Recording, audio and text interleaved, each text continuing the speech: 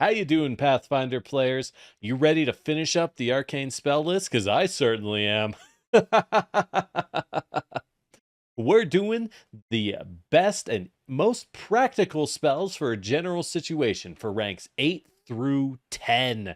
The last and highest power spells. These things are real bombs of energy.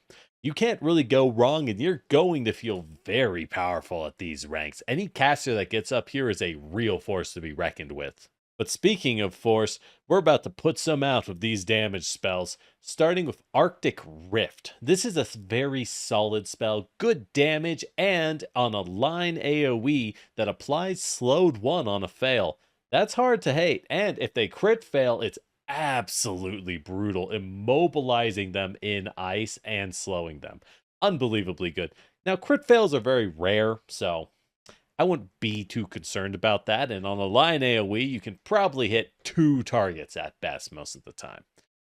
The problem with it is that it competes with our next spell, Summon Elemental Herald. This spell is the nuts. This spell rules. Summon Elemental Herald is a 3-action spell that lets you summon a massive damage effect when you summon a huge creature. Think like a Final Fantasy game summon. Just this giant bomb. It does a ton of damage when it arrives. It does a ton of damage on the next round when it leaves.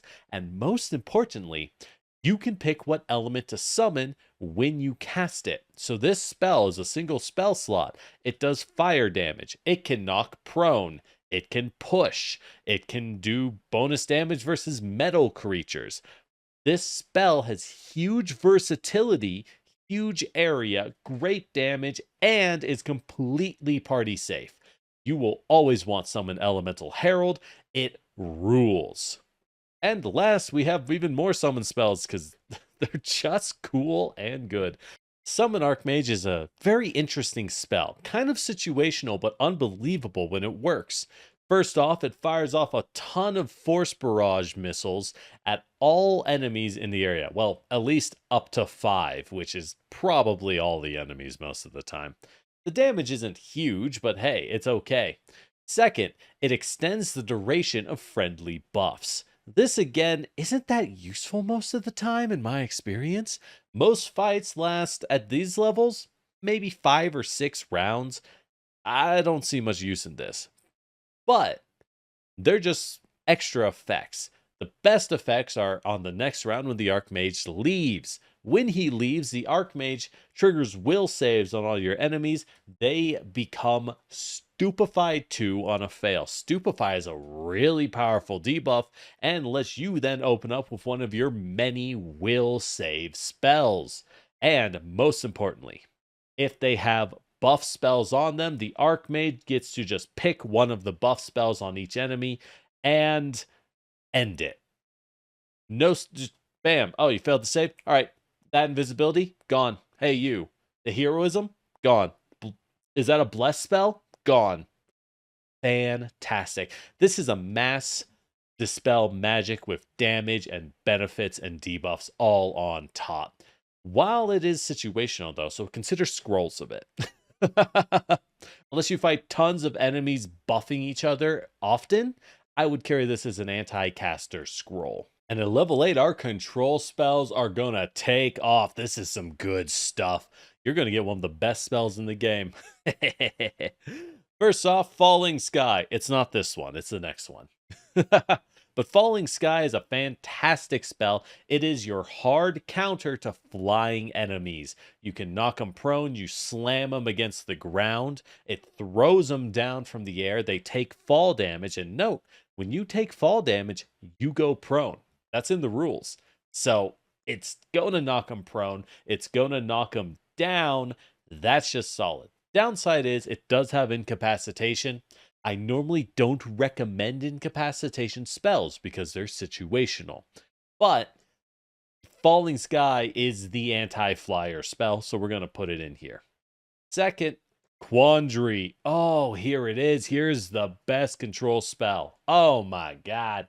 Oh lord, it's so good. Quandary. You pick one target, they're gone. That's it. You pick a target, They're no longer on the field. They have been warped to an escape room in another dimension until they succeed enough skill checks. They're not escaping. They can't return. This is so good. Fighting 2 big enemies, make one of them disappear. Fighting 3 enemies, take the biggest one, gone. What Quandary does is allows you to split up encounters guaranteed, take the most dangerous foe, get rid of them. Now you clean up the other nerds, and when they return, you just beat them down in a one-sided fight. Oh, it's so powerful. So powerful.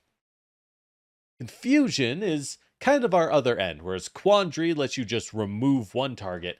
Confusion is at its best against groups. At rank 8, it becomes an AoE spell, and if you can throw this out into a crowd of enemies and they all become confused, or as many as possible, they're just going to start running up and hitting each other. Now, that might break the confusion on each other, but that means they're moving up and swinging, wasting actions, wasting multiple attack penalty, and doing damage to one another. And you know what else? That means they're grouped up.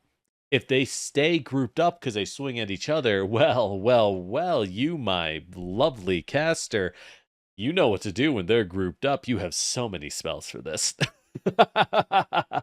Confusion is a gift that keeps on giving. And last, Unrelenting Observation. Not really a control spell, but we could fit it in here easily. This is more utility. Unrelenting Observation lets you track someone's location through walls. You can see where they are. You can observe them unrelentingly, you could say. This is great for tracking where an NPC goes, maybe a servant in the castle or someone running away and hiding. Or if you have your rogue or friendly scout character sneaking ahead in a dangerous area, you can use this spell to keep an eye on them. You'll see them, you'll see what's happening to them, and that kind of information can be invaluable in the role-playing part of the game. And we don't have a lot of buffs at rank 8, but trust me, it's worth it.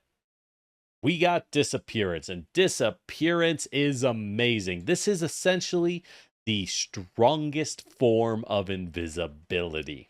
Disappearance makes you disappear. Shocker, I know.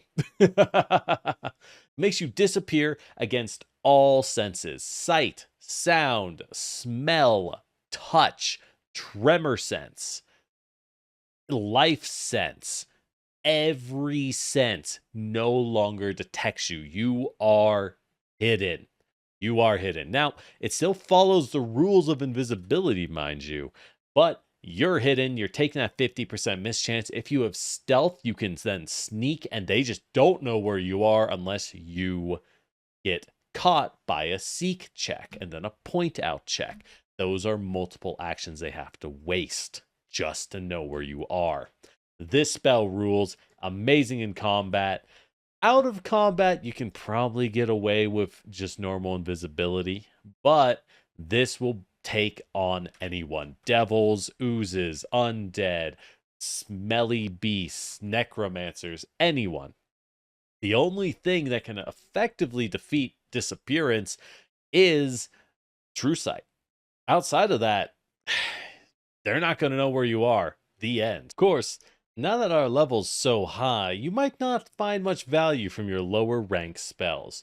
So as you rank up, once a certain rank is more than 3 slots lower than your highest rank spell, consider swapping them out for some of these spells here. At rank 4, Translocate is a great choice. It's a short-range teleport to hop across gaps.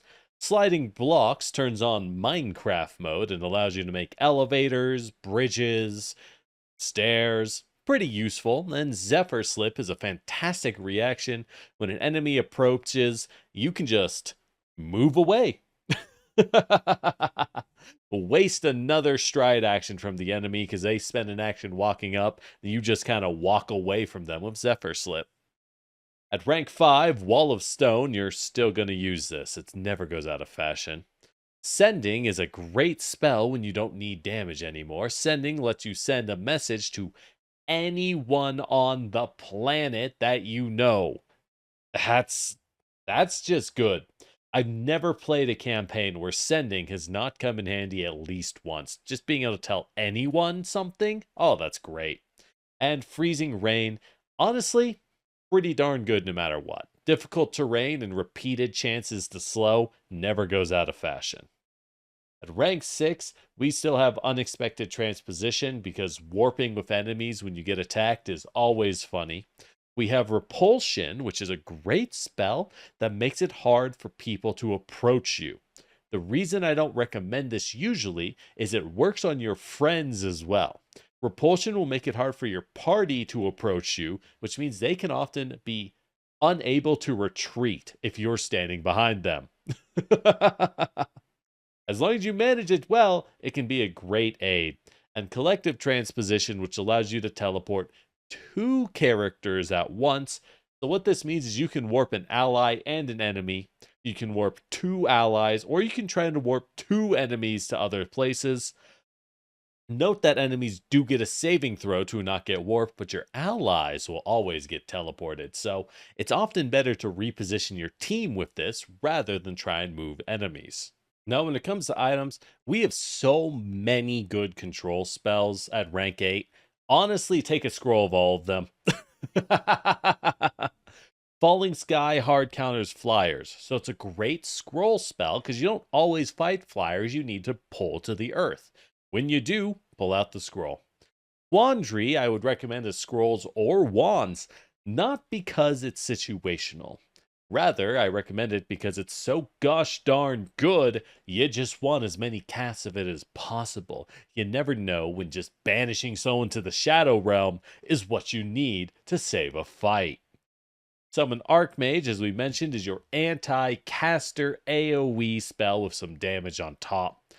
This spell is so cool, and its main use is to remove enemy buffs while applying Stupefy. So, if you fight a lot of casters with a lot of buffs, you're going to want this as a main spell. Otherwise, keep a scroll of it on you. And last, Unrelenting Observation. Great spell, not always something you want in a fight. Not always something you want. This is pretty situational when you want to see someone through walls and follow and see where they're going. When you do, you're probably just going to want to use a scroll of it. So pick one up. That's usually good. If you find a lot of value out of this, you can always just pick up another. As for us blasters in the ranks, you're going to notice this list looks shockingly similar to the Strategist list. We're hitting such a level of power at this point. Spells start to become the same for effective lists. Not because there aren't options, but because the best spells are like overwhelmingly good. With that said, Summon Elemental Herald is your damage spell of choice. The more casts of this spell you bring, the better off you are. It's so good, it just always works. It's always going to do solid damage against every enemy, and it's safe from friendly fire. Love it. Confusion, I know it's not a damage spell, but this debuff may as well be, because if you confuse a large pack of enemies, they're going to start swinging at the closest targets, which is probably one another, wasting their time, wasting their actions, and making them hit their friends. That's just good. That's so good. And last, Quandary, because once again, you know what's even better than doing damage? Looking at one enemy and going, I don't want to fight you. Gone. Just gone. They'll be back in a couple rounds, but by the time that happens, you just cleaned up the fight. As for our more strategically inclined sides, as I said, spell lists aren't too different on what I love. Summon Elemental Herald I still always pick one of because you need a little bit of damage. Sometimes the blunt hammer is the tool of choice for a situation after all. This is a lot of kinds of hammer in a single slot, and that's just good. Disappearance is an amazing buff. It's so good in combat, keeps you alive against anything, and in role-playing lets you sneak across just about anything as well. And Quandary, as we said, hey, I don't like that enemy. Gone. Don't want to deal with that guy right now. Gone. You know what? That guy, is he eating a ham sandwich and it smells? Gone. Quandaried. It's just so strong. You're always going to want to have a Cast of Quandary in your back pocket. And finally, at rank 9, you've reached pretty much near the peak of casting power. You are at least level 17. These spells are the biggest and the baddest. So, it's only appropriate that the damage spells are also absolutely massive. We got 2 all-star picks here, with Falling Stars being a huge reflex save. 4 separate explosions with the damage type of your choice when you cast a spell. Note, they all have to be the same damage type, but you still get a pick. And you drop 4 meteors on 4 targets of your pick. That's right, this used to be called Meteor Swarm. If you like big numbers, this will never hurt you.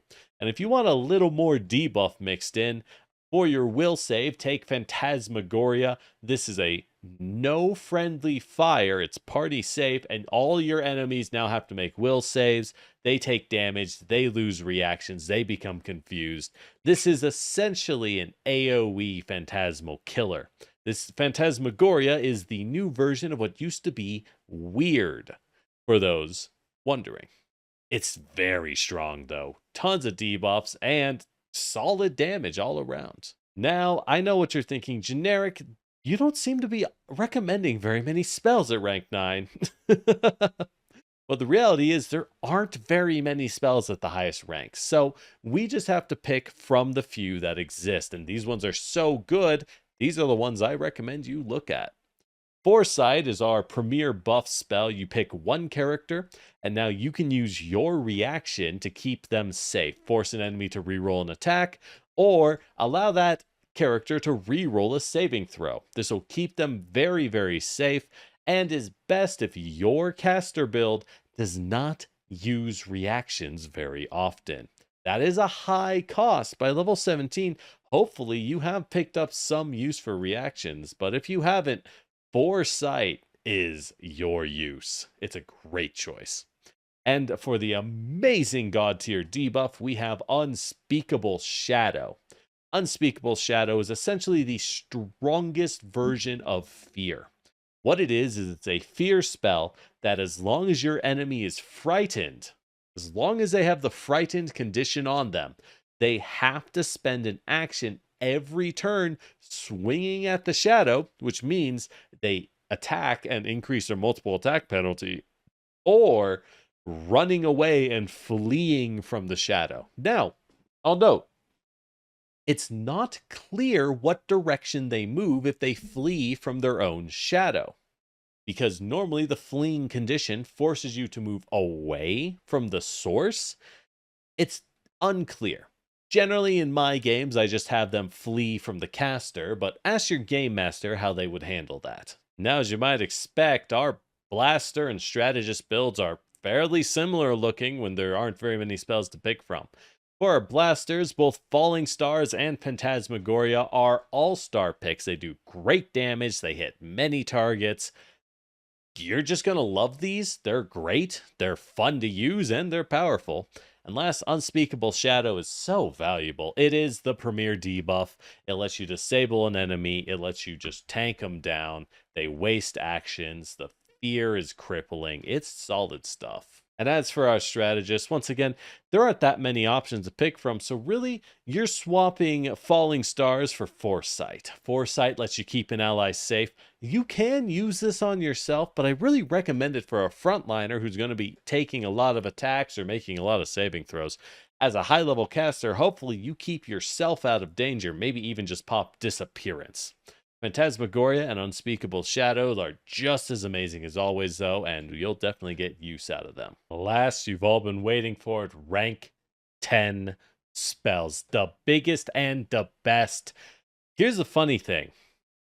Rank 10 spells are so overwhelmingly powerful, there are very few.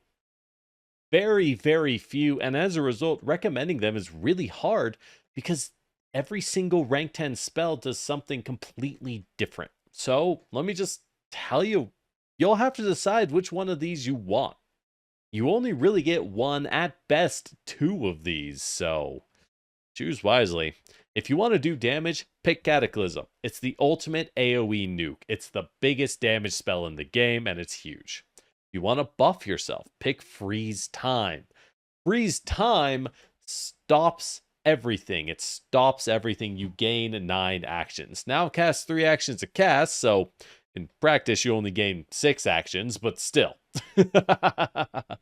You use this to repossession and cast a ton of buffs on yourself. Really just pop off for the big fight. Indestructibility, this is a very niche one. That's kind of weird. You only bring this if you expect something huge to happen in your story.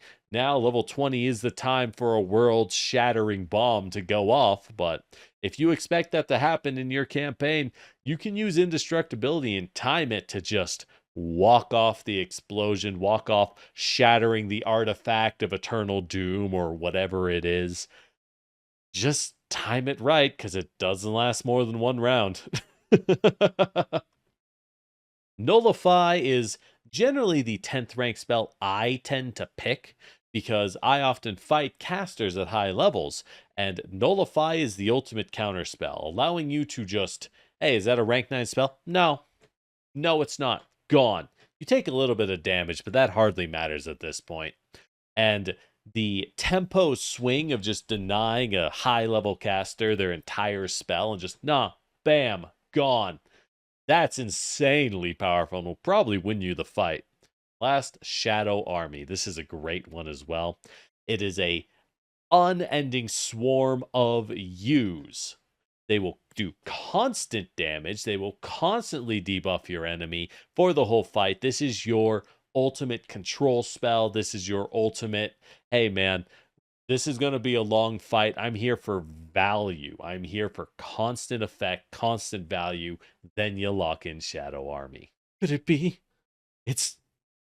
We're done? It's over. The nightmares. The Arcane spell list.